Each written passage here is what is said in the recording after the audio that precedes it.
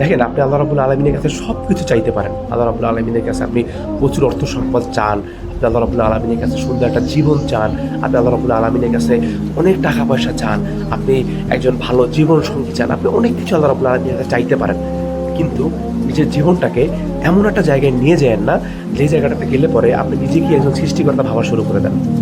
যেমন আপনি এত টাকা পয়সা পেলেন, টাকা পয়সা এত অর্থ সম্পদ পাওয়ার পেলেন, আপনার কাছে আলটিমেটলি মনে হতে লাগলো যে আমি দুনিয়ার সব কিছু কিনতে পারি, আমার কাছে সেই পরিমাণ টাকা পয়সা আছে।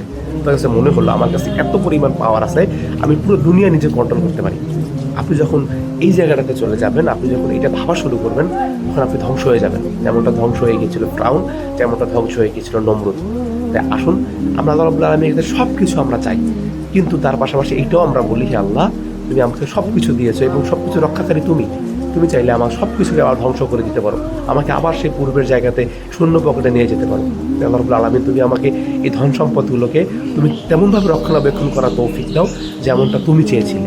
দেখবেন আপনি কখনো ফ্রাউন হবেন না, আপনি প্রচুর টাকা পয়সার মালিক হবেন, কিন্তু এই টাকা পয়সা দিয়ে আপনার কোনো মানে দুনিয়াবি লোভ থাকবে না। আপনি প্রচুর অর্থ সম্পদ পাবেন, কিন্তু এটা নিয়ে আলটিমেটলি আপনাকে সরকার ধোকা দিতে পারবে না। আল্লাহ রাব্বুল আলামিনের কাছে আমরা অনেক কিছু চাই, কিন্তু সেটা লিগ্যাল ওয়েতে চাই।